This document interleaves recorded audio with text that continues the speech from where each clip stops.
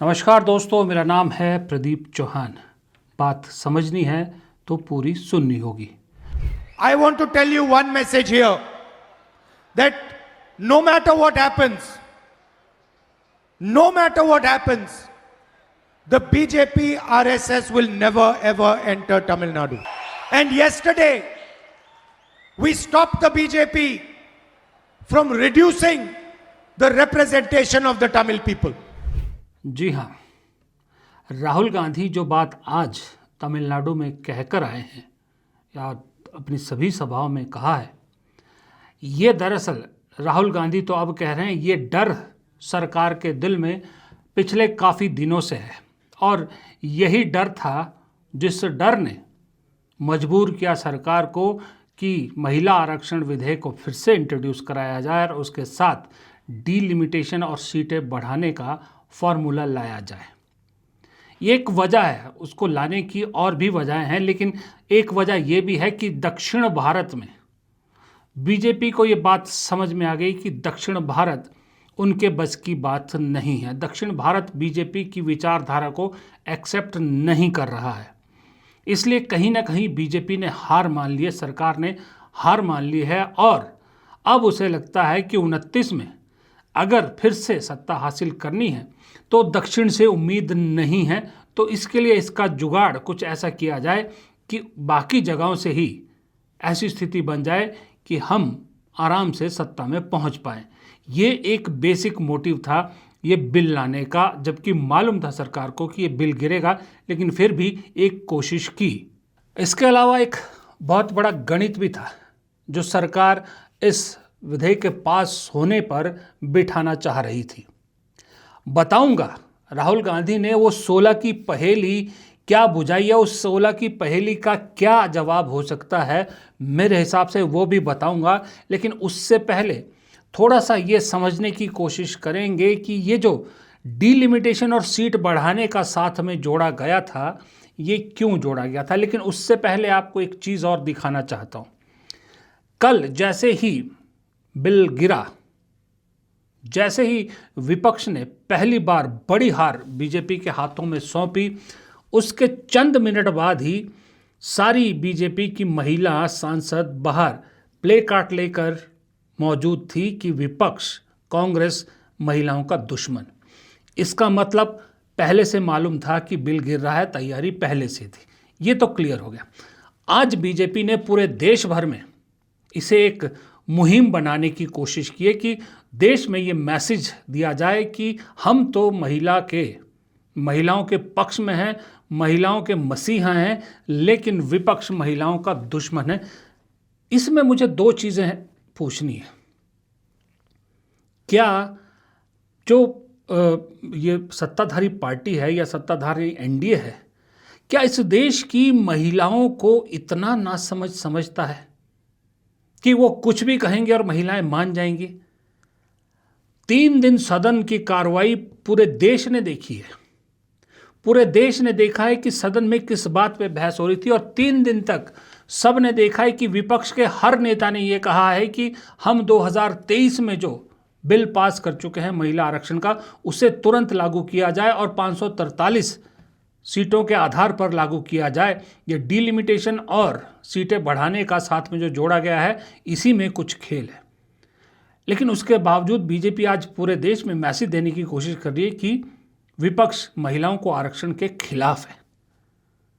ये भी इस देश की हर महिला जो राजनीति में आरक्षण मिलने का मतलब जानती है ना। देखिए, 2 तरह की महिलाएं हैं इस देश में। एक तो वो है जिसे राजनीति से कोई लेना देना नहीं है, उसे उस चीज़ से लेना देना है कि कौन सी सरकार उसके लिए क्या स्कीम लेके आ रही है, कितना कैश दे रही है, क्या बेनिफिट दे रही है, महंगाई कितना कम कर रही है, कितना रोजगार पैदा कर रही है। ये है, उसे राजनीति से कोई लेना देना नहीं।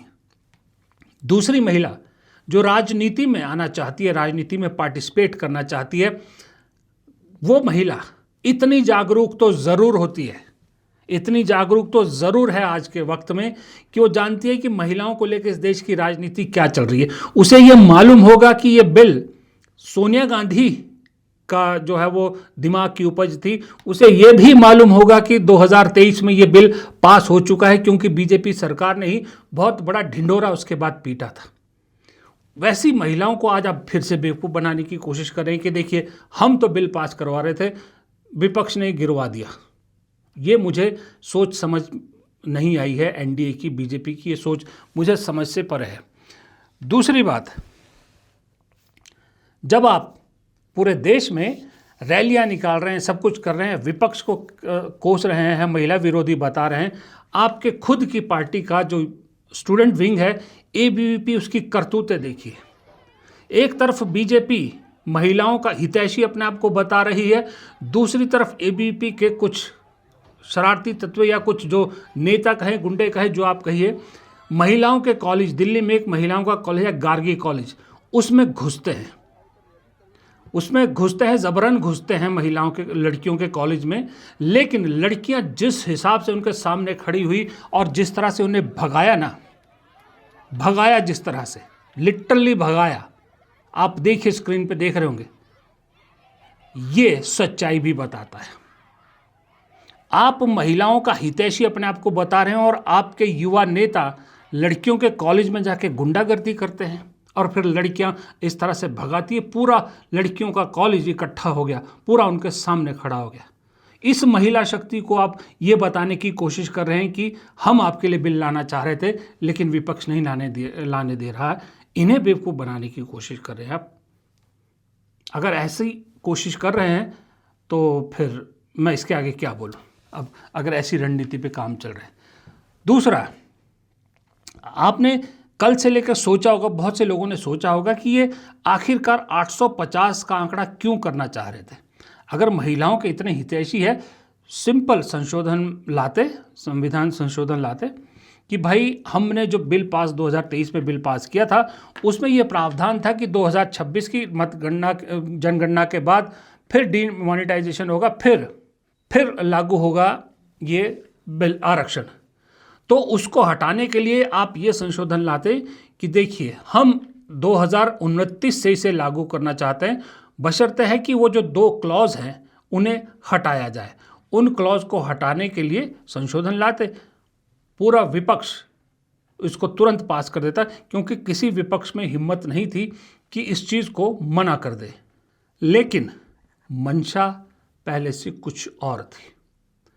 मंशा ये थी कि क्यों ना कुछ ऐसा किया जाए कि 2029 में गद्दी तो पक्की की ही जाए, साथ में कुछ ऐसा नंबर मैजिक किया जाए कि अगर 2/3 मेजॉरिटी आ जाए, फिर तो वो सारे मंसूबे पूरे करेंगे जो 400 पार करने के दावे के वक्त मंसूबे थे। आप देखिए, इस वक्त मैं दक्षिण भारत छोड़िए, मैं चंद राज्य आपके सामने लेता हूं। जैसे राज्य में हरियाणा, उत्तराखंड, राजस्थान, उत्तर प्रदेश, बिहार, असम, वेस्ट बंगाल, उड़ीसा, मध्य प्रदेश, गुजरात, महाराष्ट्र, आंध्र प्रदेश और कर्नाटका। ये राज्य ले रहा हूं जहां पर बीजेपी मजबूत है या बीजेपी सहयोग के साथ मजबूत है, मतलब इंपॉर्टेंट है। इन सब राज्यों में इस वक्त 393 सांसद होते हैं, 393 सीट है इन राज्यों में। 1 2 3 4 5 6 7 8 9 10 11 12 13 राज्यों में 393 सांसद है। फिर आपको मैं राज्यों के नाम बता देता हूँ: हरियाणा, उत्तराखंड, राजस्थान, उत्तर प्रदेश, बिहार, असम, पश्चिम बंगाल, उड़ीसा, मध्य प्रदेश, गुजरात, महाराष्ट्र, आंध्र प्रदेश और कर्नाटका। इन 393 में से इस वक्त बीजेपी के पास 192 है, 192 सांसद बीजेपी के हैं। बाकी कुछ सहयोगियों के मिला मिलू के मेरे ख्याल 210 के आसपास, 210 या 215 के आसपास संख्या बनती है। अब अगर जो फार्मूला सरकार दे रही थी 50% सीटें बढ़ाने का, तो उस हिसाब से इन राज्यों की सीटें जो बढ़ के टोटल हो जाती, वो हो जाती हैं 592 आउट ऑफ 850, 592 इन्हीं में होती। अभी 543 में से 393 सीट यहाँ पर आते हैं, जबकि मेजॉरिटी के लिए चाहिए 272। और अगर 850 में से 592 अगर टोटल इन राज्यों में होता है, तो मेजॉरिटी के लिए चाहिए 425, यानी 425 से ज़्यादा। 2/3 के लिए कितनी चाहिए? अगर 850 होती, 2/3 के लिए चाहिए थी 567 सीटें चाहिए 2/3 मेजोरिटी के लिए। अगर आपको संविधान बदलना है या कुछ और भी जो भी बदलाव करना है, खास करके संविधान को लेकर, तो आपको 567। सरकार को ऐसा लगा कि 592 हम हो जाती है, क्योंकि यहाँ पर देखिए हरियाणा में कांग्रेस की सरकार, बीजेपी की सरकार है, और बीजेपी को ये उम्मीद है कि अगली बार भी 2024 में भी सरकार इन्हीं की रहेगी, बाय हुक और क्रुक। अभी 5 है, नंबर बढ़ाएंगे ही बढ़ाएंगे। उत्तराखंड में सरकार बीजेपी की है, अभी चुनाव होने हैं, फिर बीजेपी पूरे जुगाड़ में लगी है कि उत्तराखंड में सरकार रिपीट करनी ही करनी है। राजस्थान में सरकार बीजेपी की है, और इस वक्त 25 में से 14 सांसद भी बीजेपी के हैं। उम्मीद यह है कि अगली बार को फिर मोदी के नाम पे यहाँ वोट पड़ेगा और सीटें काफ़ी आ जाएंगी। जैसे पहले 25 भी आई थी, 25 भी आ रही थी 2 बार, इसी बार कम हुई। उत्तर प्रदेश में अभी 80 में से 33 है, लेकिन उम्मीद यह है कि फिर योगी सरकार रिपीट होगी, फिर बीजेपी का नंबर बढ़ेगा। इसी तरह से बिहार में अब आपको मालूम है इस वक्त बीजेपी की सरकार हो चुकी है। जेडीयू भी है, लेकिन जेडीयू अगले चुनाव तक ऑलमोस्ट बीजेपी में ही हो जाएगा सब कुछ। तो बीजेपी का इकलौता राज वहाँ पर एक तरह से आप कह सकते हो। असम में बीजेपी है, उड़ीसा में बीजेपी है, पश्चिम बंगाल में बीजेपी को लग रहा है कि महिला बिल पास हो जाता तो इसका असर पश्चिम बंगाल में बहुत ज़बरदस्त पड़ता और पश्चिम बंगाल में भी सत्ता हासिल आ जाती है। सत्ता पश्चिम बंगाल के 42 सांसद जो बढ़ के 63 हो जाते हैं 850 के, उसमें बहुत काम आते हैं। मध्य प्रदेश बीजेपी, गुजरात बीजेपी का गढ़, महाराष्ट्र बीजेपी के पास सत्ता अभी है, आंध्र प्रदेश में सत्ता टीडीपी के पास है, लेकिन मजबूरी में चंद्रबाबू नायडू बीजेपी के साथ खड़े हैं, क्योंकि सेंटर से अगर मदद चाहिए, पैसा चाहिए तो खड़े रहना पड़ेगा। और कर्नाटक में भी सरकार तो कांग्रेस की है, लेकिन सांसद इस वक्त 28 जो हैं सांसद, उसमें से 17 बीजेपी के हैं, प्लस साथ में जेडीएस भी है। इसका मतलब वहाँ भी लोकसभा को लेके उम्मीद पूरी है। तो बीजेपी को लग रहा था कि इन 592 में से अगर मेजॉरिटी भी चाहिए हमको तो 425 बनती है। इस 425 का बहुत बड़ा हिस्सा हम इन्हीं राज्यों से निकाल सकते हैं। देखिए 393 में से 272 निकालना मुश्किल होता है, लेकिन 592 में से 425 सीटें निकालना आसान होगा, क्योंकि यहाँ एक और क्लॉज है। जब डीलिमिटेशन होती तो डीलिमिटेशन बीजेपी अपने हिसाब से करती, जैसे असम में किया कि जहाँ जहाँ उनका स्ट्रांग पॉइंट है, जहाँ उनकी मजबूत पकड़ है, वो अपने पास रखती। जहाँ विपक्ष मजबूत होता उस सीट को 2 हिस्सों में या 3 हिस्सों में बांट के छिन्न भिन्न कर देती। ये एक तरीका था। और अगर कहीं लॉटरी निकल गई, तुक्का सही चल गया, तो हो सकता है 1/3 मेजॉरिटी के भी आसपास पहुंच जाए, क्योंकि इसके अलावा और बहुत से राज्य हैं, जैसे हिमाचल प्रदेश की 4 सीटें हैं, वो मैंने इसमें नहीं गिनी है। हिमाचल में भी पिछले तीनों चुनाव से बीजेपी 4 सीटें जीत रही है, और अगर बढ़ेंगी तो वहाँ 6 सीटें हो जाएंगी। इसी तरह नॉर्थ ईस्ट में बीजेपी ले आती है सीटें, गोवा में ले आती है। कुल मिला के निशाना सीधा दरअसल 1/3 मेजॉरिटी का था कि अगर इन 592 में से अगर 450 के आसपास, 450, 460 हमें मिल जाए, उसको पक्का करना चाह रही थी। बाकी 100 सवा 100 का इंतज़ाम तो और कर ही लेंगे, कुछ छोटी पार्टियां जोड़ के, कुछ तोड़ के, कुछ करके 1/3 मेजॉरिटी करना था, फिर अपना खेल खेलना था। वो संविधान बदलना हो चाहे जो भी हो, वो करना था। ये बेसिक खेल इसके पीछे था। वो संविधान हटाने के लिए, संविधान बदलने के लिए, आरक्षण हटाना है तो 2/3 मेजॉरिटी का जरूरत थे उनको, आज भी जरूरत है। इसीलिए सीट बढ़ाने का बहाना लेकर 850 तक सीट बढ़ाए, तो बड़े राज्यों में जहां जहां पर भारतीय जनता पार्टी का पकड़ है, जहां पर भारतीय जनता पार्टी का सरकार राज्यों में है, उसी राज्यों में, बड़ा राज्यों में उनको जितने सीटों का जरूरत है वो सीट पूरा वहीं पर मिल जाएंगे। तब 2/3 मेजॉरिटी लेकर संविधान बदलने का, आरक्षण हटाने का एक नियत लेकर लोकसभा में कानून लगाए। तो इसीलिए इस देश के जनता इस बार अगर ये सीट बढ़ाने का काम कामयाब हो गए तो मोदी जी और एनडीए सरकार को कोई रोकने वाला नहीं है संविधान बदलने का और आरक्षण हटाने का।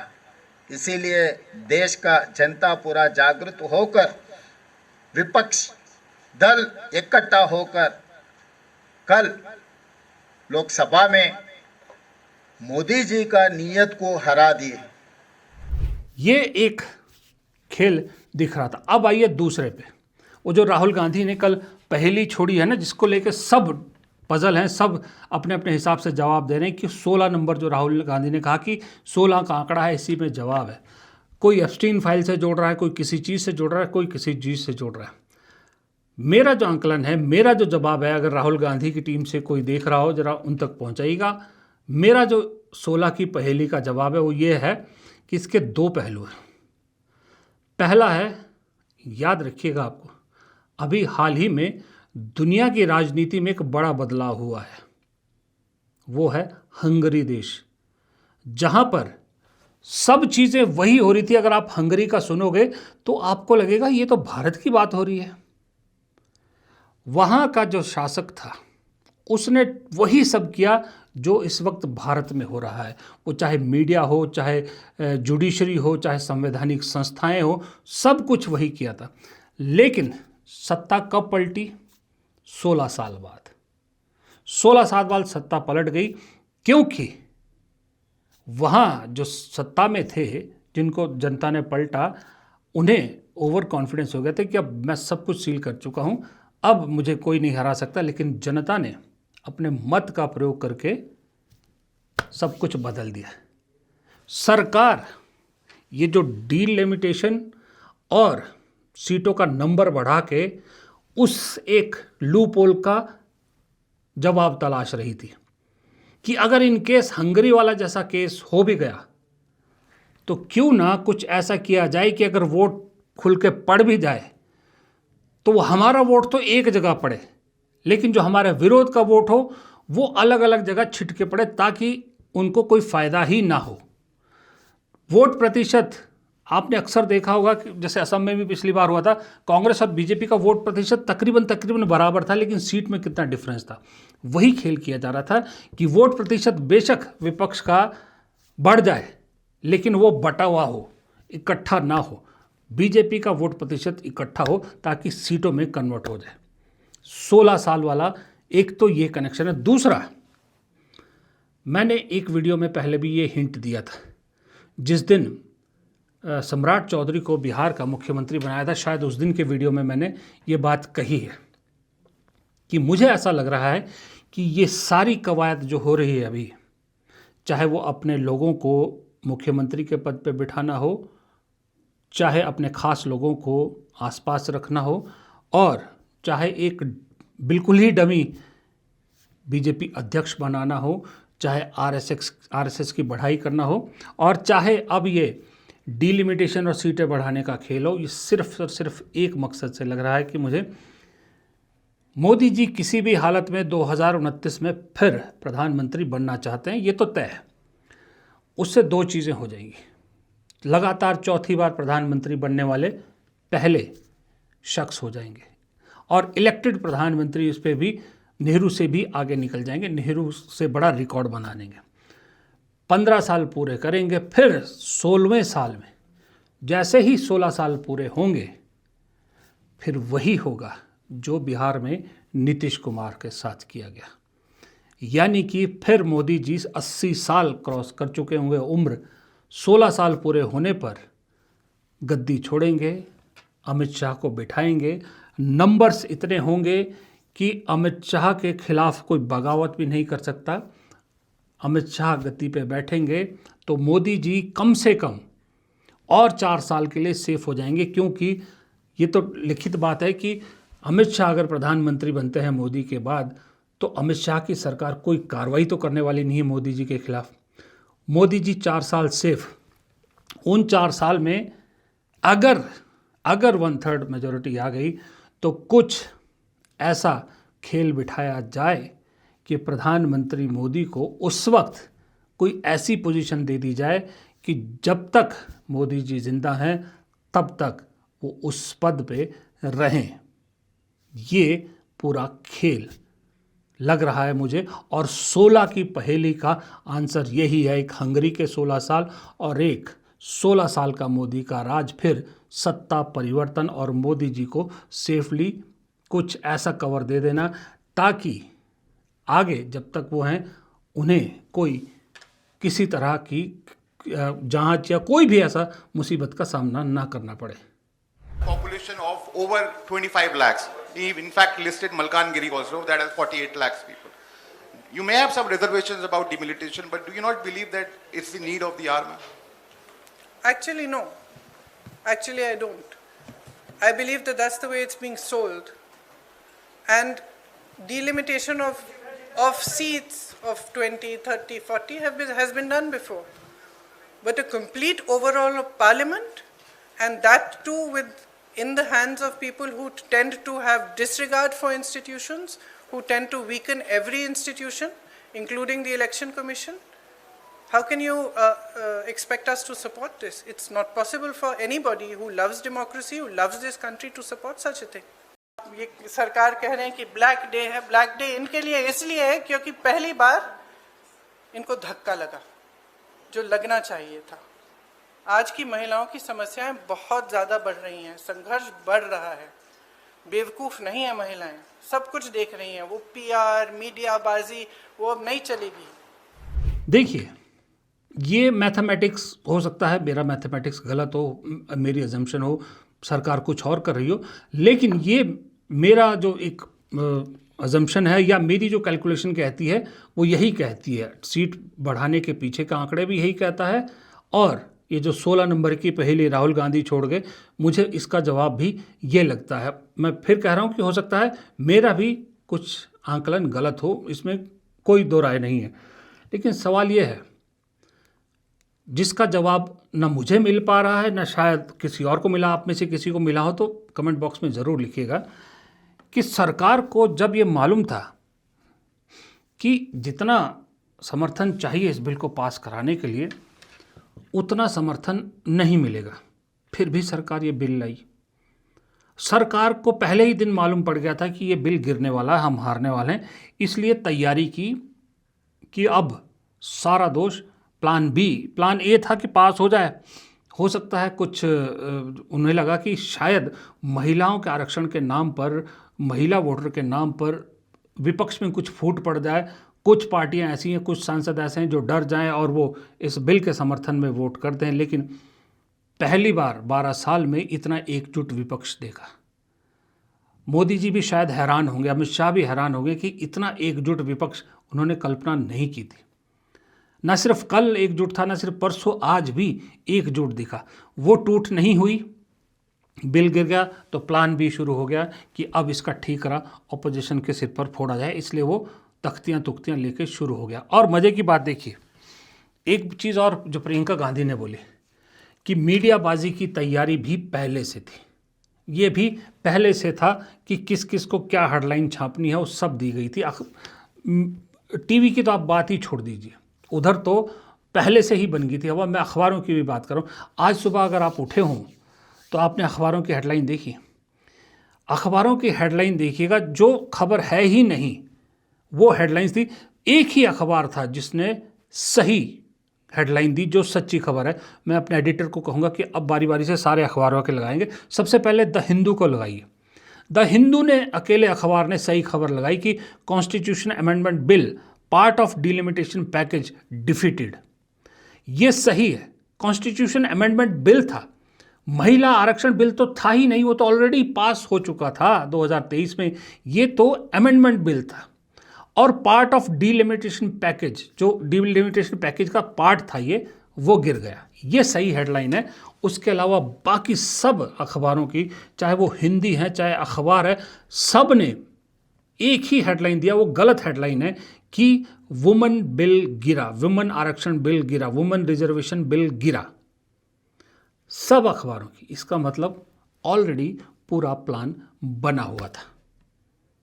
प्लान ए पास हुआ, ठीक, नहीं तो प्लान बी।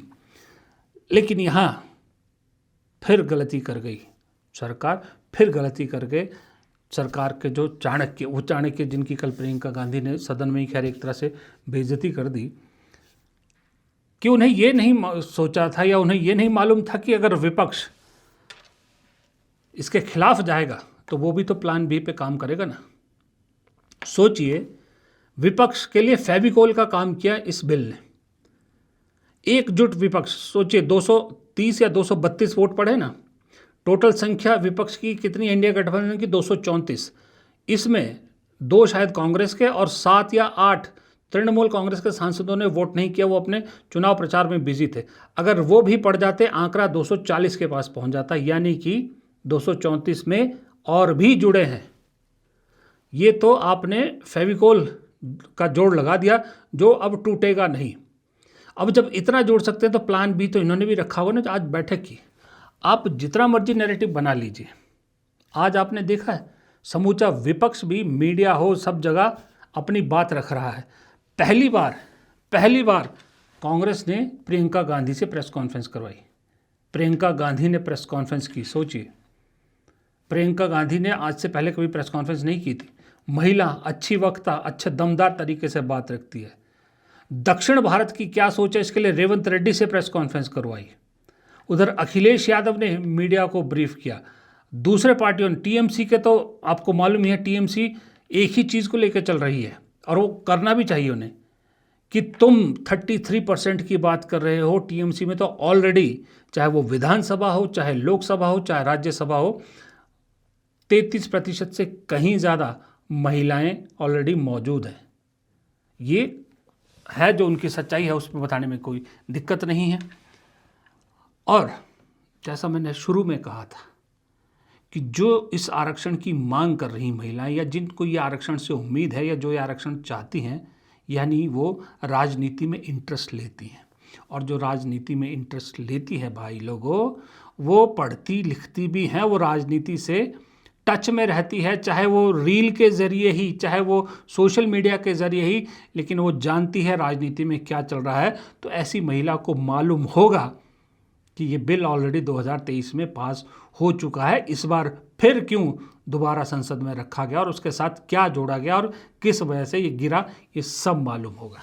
लेकिन फिर भी ऑप्टिक्स है, वो करने हैं 2-4 दिन, 5 दिन, जितने दिन बीजेपी को लगता है पश्चिम बंगाल के चुनाव को लेकर कुछ हवा बनाई जा सकती है, वो करेंगे। लेकिन बाद में सच्चाई ये है कि जो कल डिफीट हुई है ना सदन के अंदर, वो छोटी मोटी डिफीट नहीं है। जानकार विशेषज्ञ लोग कह रहे हैं कि ये बहुत बड़ी डिफीट है। 12 साल में बिल कोई गिरा नहीं सरकार का, चलो कोई भी बिल गिरना कोई बड़ी बात नहीं, लेकिन संविधान संशोधन बिल का गिरना एक इज्जत पे बहुत बड़ा धब्बा होता है। अभी आप जो मर्जी ऑप्टिक्स कर लीजिए, आने वाले दिनों में आप देखिएगा कि अब बीजेपी के अंदर भी कई तरह की बातें होनी शुरू हो जाएंगी। फिलहाल इस वीडियो को इतना ही रखते हैं। वीडियो पसंद आए तो लाइक कीजिएगा, शेयर कीजिएगा, कमेंट बॉक्स में अपनी राय ज़रूर दीजिएगा और चैनल को सब्सक्राइब भी ज़रूर कीजिएगा। नमस्कार।